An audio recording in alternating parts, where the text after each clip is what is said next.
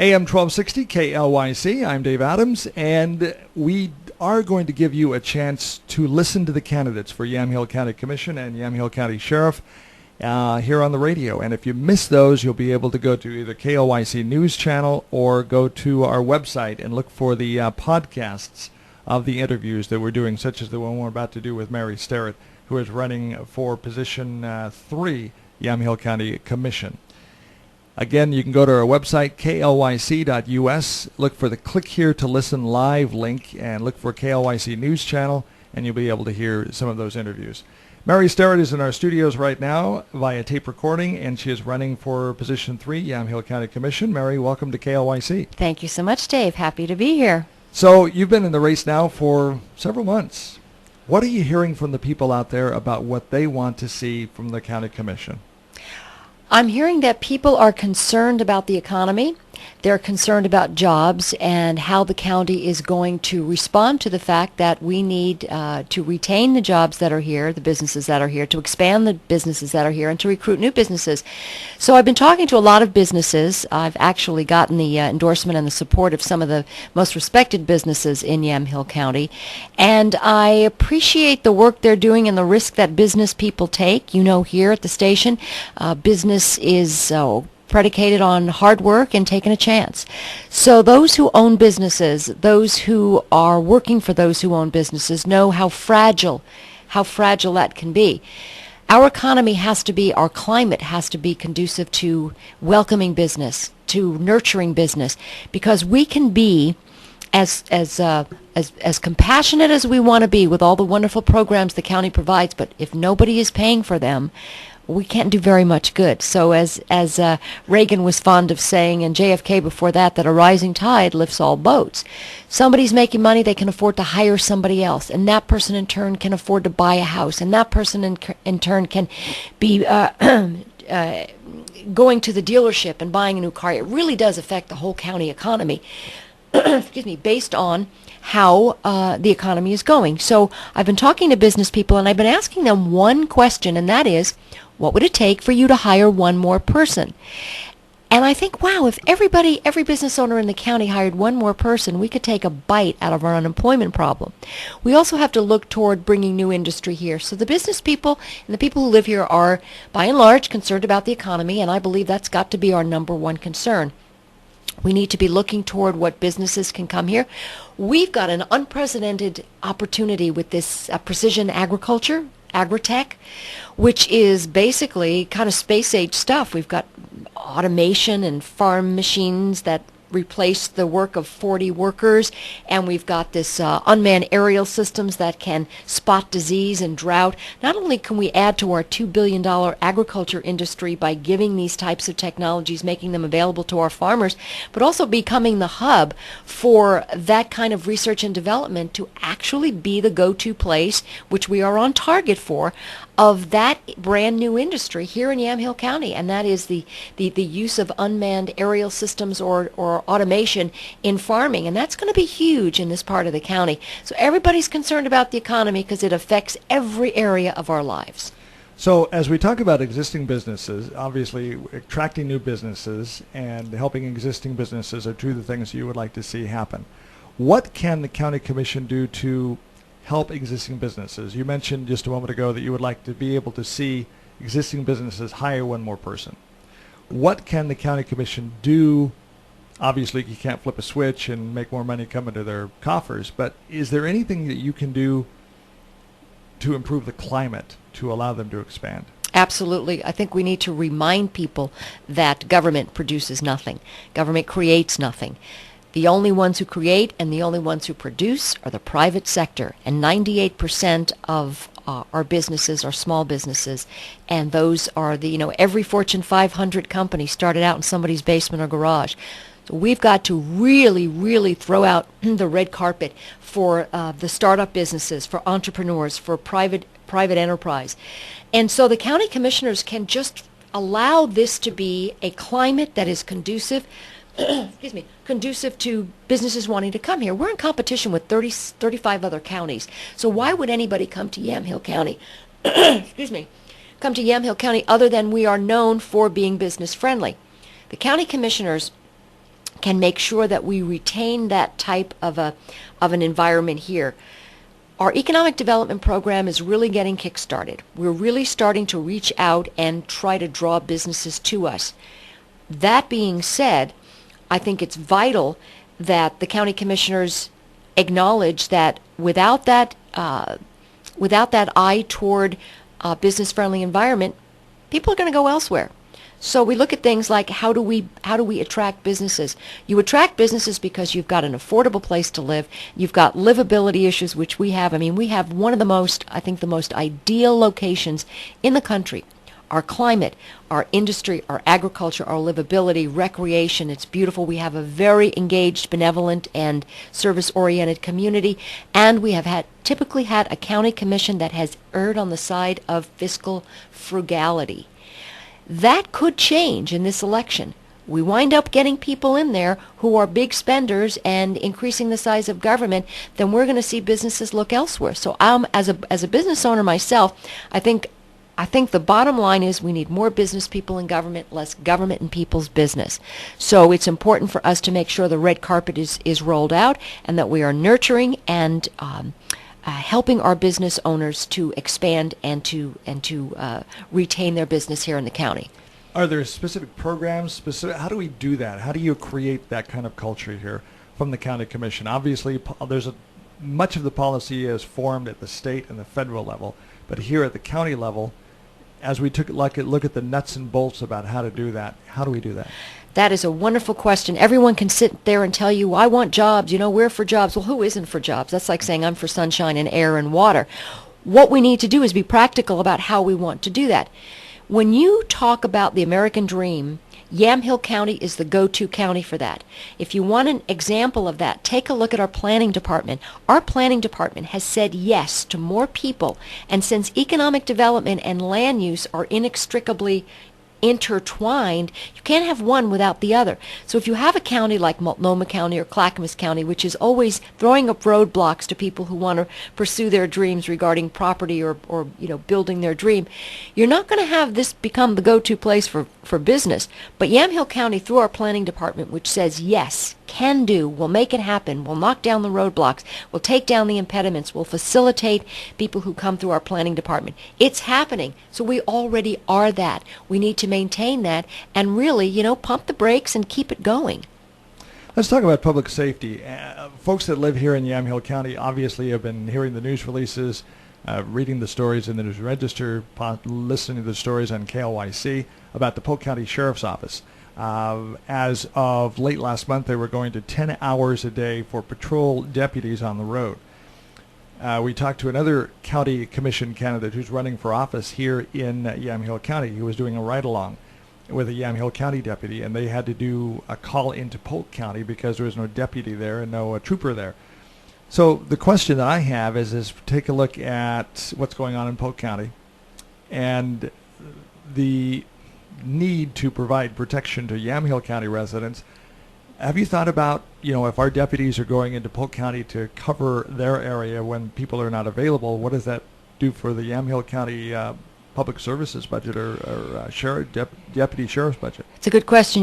One of the core functions of government is public safety. There are lots of things that government does which is not a core function. Core function is non-negotiable, and that is protecting the public, protecting us, protecting our property. When you look at what's going on in Polk County, they've got a whole separate set of problems based on how they have dealt with their finances. Fortunately, here in this county, our commissioners have historically been conservative fiscal conservatives. When you start to see that the threat of public safety being eroded, you have to be concerned. Again, fortunately, we have not had those particular problems. So public safety has always been well funded, and it's been a priority. I think, charity begins at home. We need to look at what's going on in our county and with an eye toward taking care of our people and our property. What's going on in Polk County is regrettable. It becomes then the go-to crime capital. If people are looking at the fact that there's no law enforcement, it's happening in Curry County, in Jackson County, in Josephine County, that their deputies, that their law enforcement has been whittled away and decimated. There's just not any protection there. So criminals know that this is the place to go. No one's going to come if you call 911. That is why it is imperative that we make this one of our priorities. It's got to be well funded, and it's got to be protected from any and all, budget infringements. And fortunately, we've done it well. Would we ever, as Yamhill County, have a policy? Now, I know there's a mutual aid policy between the fire departments, and I'm sure between the police agencies, sheriffs, Oregon State Police, city police. We often, as citizens here, see sometimes, in fact, the other day I saw Independence and Monmouth police coming from their community into towards Yamhill County. I think there was some kind of event going on that they were providing backup for. I know this is a very difficult question and a very difficult decision to make, but would we ever in Yamhill County have a policy where we're saying we have to cover Yamhill County, and if Polk County doesn't have coverage, we can't leave Yamhill County bare of a deputy that's on patrol? Let's say we've got one deputy on patrol in Yamhill County. I don't know how many deputies there are, but if we get a call for assistance from Polk County, would we ever get to the point where we say we're not going? That's something I think that the Sheriff's Department really needs to weigh in on, because they're the ones who are on the front lines of that. I know if you go out to Willamina and Sheridan, you see that that sometimes really the only law enforcement presence you're going to see, obviously, is going to be Yamhill County Sheriff's Department. Mm-hmm. And so that's it out there. I mean, that's it. So if you're stretched thin and it means abandoning your post, that's a tough question. But remember that the Sheriff's Department and the sheriff's officers, the deputies, and the county commissioners take an oath. Really, their jurisdiction is Yamhill County, and that's got to be priority one. We've talked about public safety. We've talked about economic development. As we take a look at the priorities for Yamhill County, what's on your punch list? What, as you're running for office, as you're talking to the people, as you're running for a county commission, what's on your list other than, we talked about economic development, we'll talk about it more in a minute, public safety? What else is on your list? I encourage people to go to starrettforcommissioner.com, because on there are a list of issues that I'm concerned about and I'm passionate about.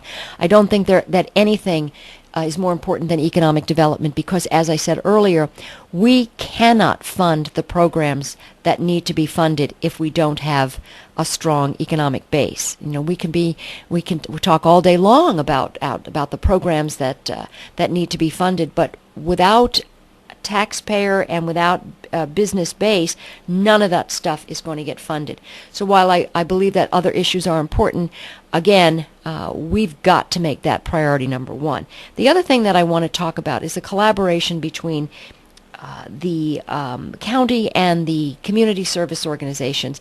I'm very active with the VFW and on the Women's Auxiliary of the VFW in Newburgh. And what the auxiliary and the VFW do is work with the county VA department. We've got one hard-working man, Jerry Wilson, who's trying to cover all of the VA issues in this county, and it's really kind of hard for him to handle it by himself with just a small support staff.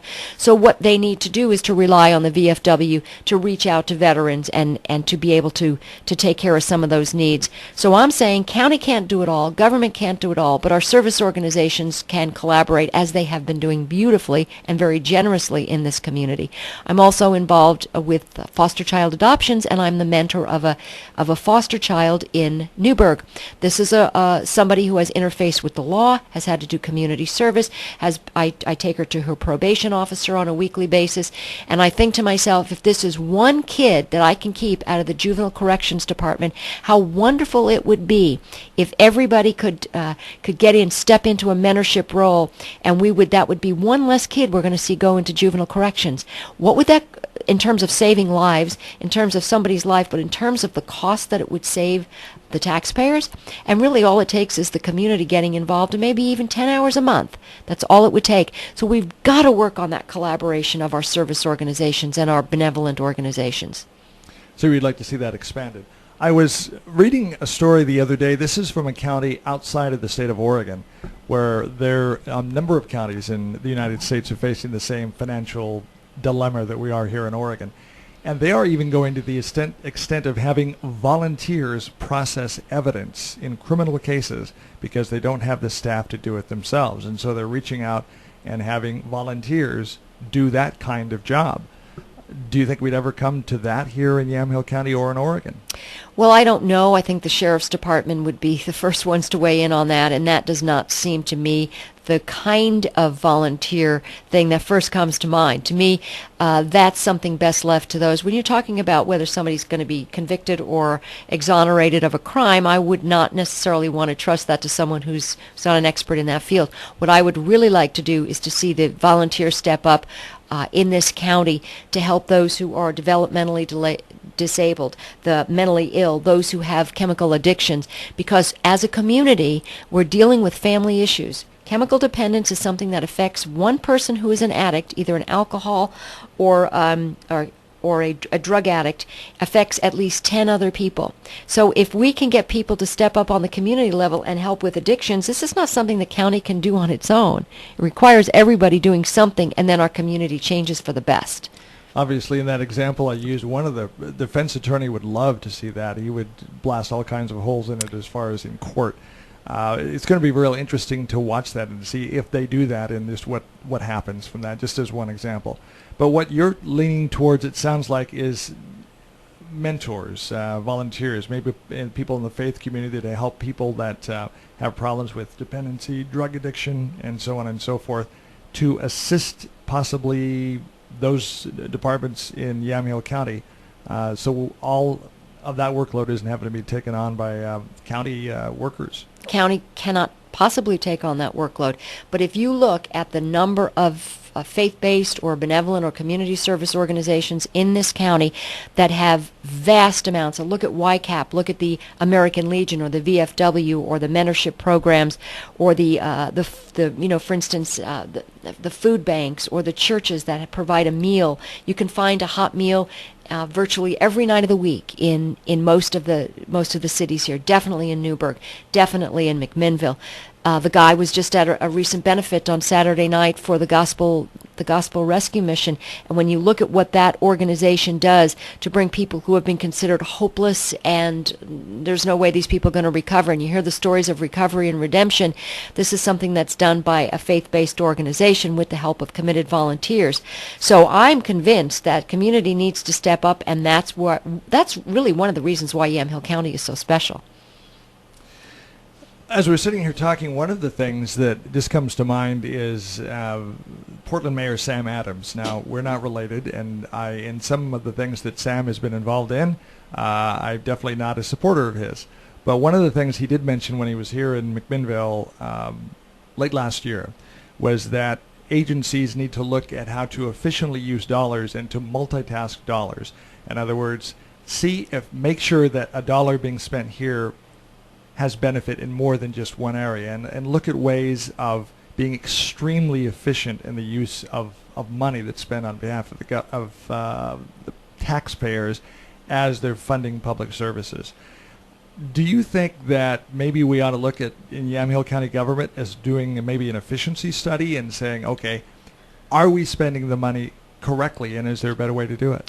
You know, that's one of the reasons why, as a business owner, I think that we need business people in government. When you have people who are typically have been in government all their lives, and this is another government job for them, I always like to say, when the only tool you have is a hammer, every problem looks like a nail, every problem looks like it needs a government program thrown at it, when that's not the case. You know, if you look at, for instance, Mid-Valley Rehabilitation, that is an organization which is not a government organization, but it is helping developmentally disabled people find gainful employment and education, and it's a phenomenal program. It's absolutely amazing. I mean, they're actually making money, employing people, and it's got to be run as a business. So I say if you've got business people in government, they can look at different ways to save money, but you can't do that if you've typically been a government worker who's only known, well, we're going to have step increases, we're going to have good benefits package.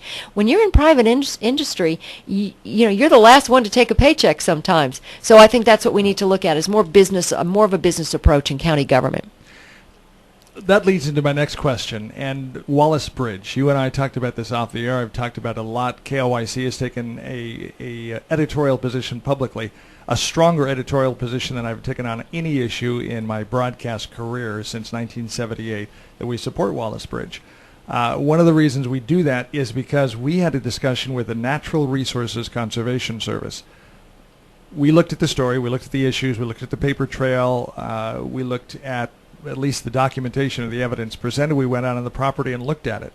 They want to do an easement exchange where they basically exchange one section of land for another in an easement to benefit habitat and wildlife.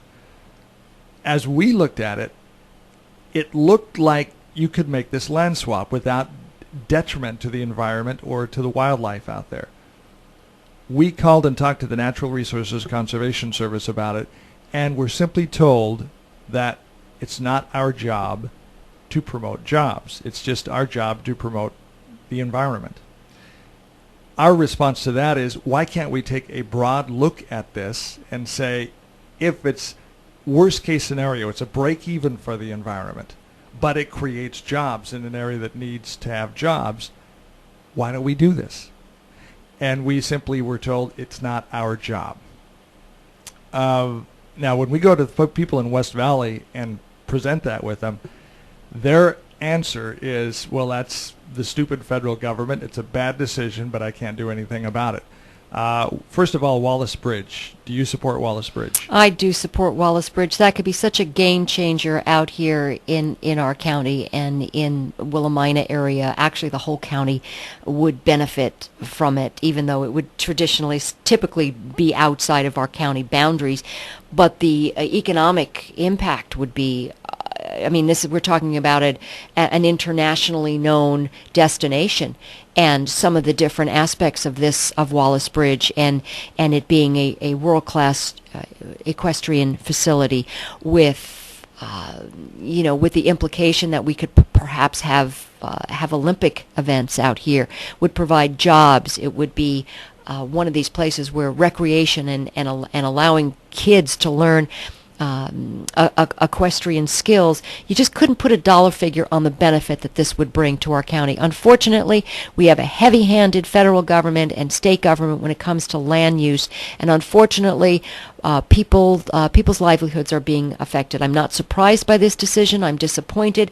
I've been in constant contact with J.W. Milligan, whose brainchild this was. I know how hard he's worked on this, and I really do hope that something will give, and we'll be able to have that out here in our county.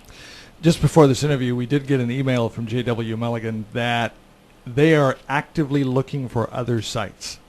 They hope to locate it in West Valley, but they are looking for sites outside and inside of the state of Oregon. So it's a very real possibility, and it looks even more so every day, that we might lose this to another part of the state of Oregon or outside of the state of Oregon. I don't know about you, and I'm editorially speaking out once again.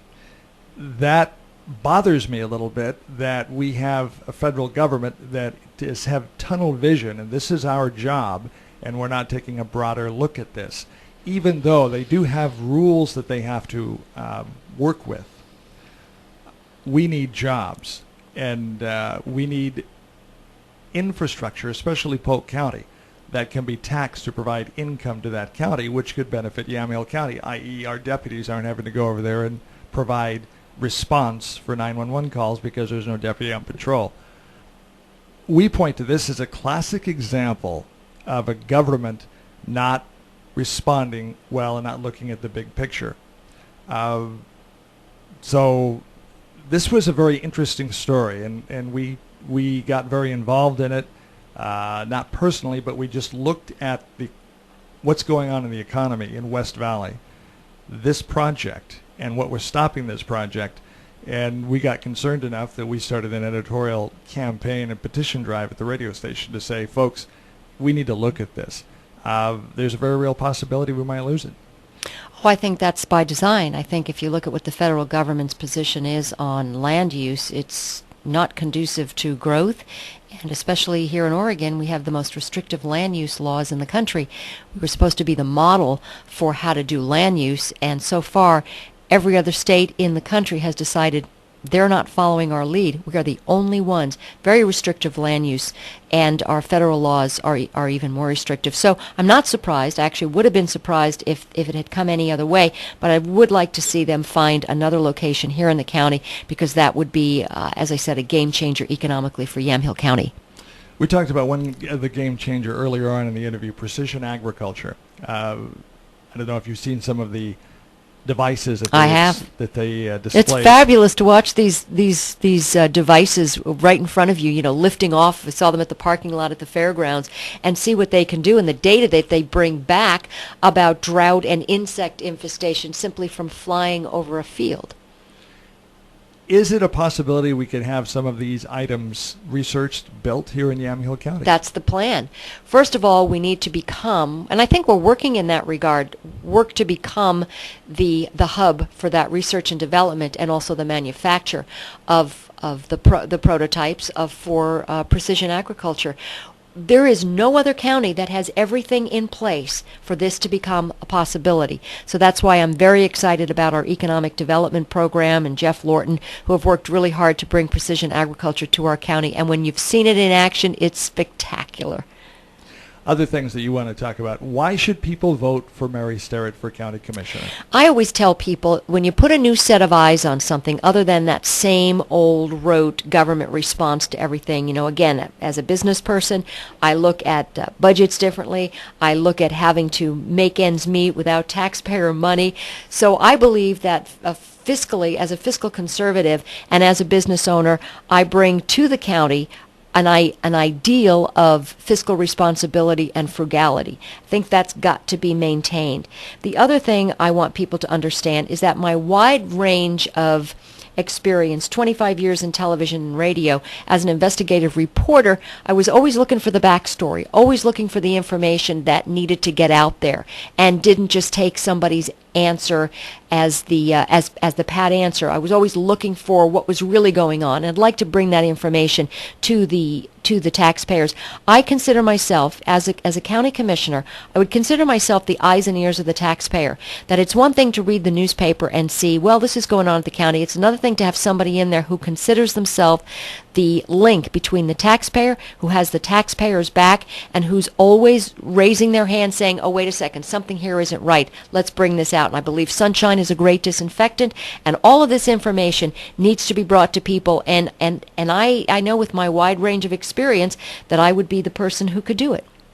Is there a way to improve the communication with the electorate at large, with the public? If you're elected as county commissioner, is there a way that, you know, I'm just thinking out of the box here, to improve the ability to get information, feedback from the public to the commission?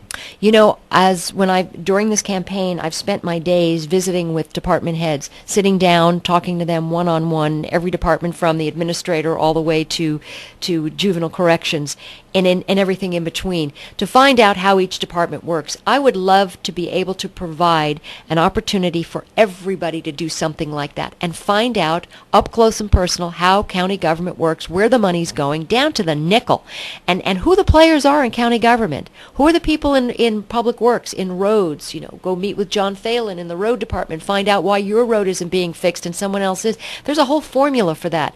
So what I'd like people to do is to be able to have a comprehensive look, whether it's a webinar, a videotape series, or actual seminars where people can hear from each department head on how things work. It gives you a whole different perspective on where your tax dollars go and why certain things can't be paid for. For instance, people say, well, why isn't my road being paved? I pay my property taxes every year. Well, people need to know, for instance, that property taxes do not fund road repair. That comes from the state.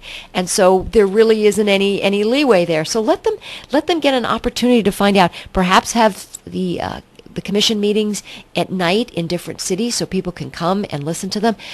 Obviously, people have to want to be involved, and if they're not interested in being involved, there's nothing that you can do that can make them be interested. So you can lead a horse to water, but I think transparency is paramount. Do you have a website, Facebook page people can look at for your campaign, find out where you stand on the issues? Yes, absolutely. StarrettForCommissioner.com. That's STARRETT forcommissioner.com, and also go to Facebook and Mary Starrett for Commissioner, and check out my Facebook page, and there's information there several times a day updated. Mary, thank you for being with us on KLYC. Thank you, Dave. AM 1260 KLYC, and again, if you want to hear this interview, you can go to our website, KLYC.us. All of the interviews we will do with the candidates will be posted for you to hear them again. for every candidate interview we do.